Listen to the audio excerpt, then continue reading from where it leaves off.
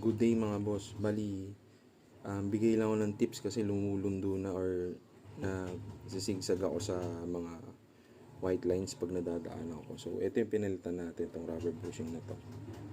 Ang pinalit natin JBT na kulay red. Bali, yung bibigay lang ako ng tips sa inyo mga boss. Mga boss, pag kinalas nyo to, kailangan kalas yung elbow. Kasi pag pinalo nyo tong bolt na to, palabas, pag nakalas yung nut, kakalso to sa elbow, so kailangan nyo kalasin.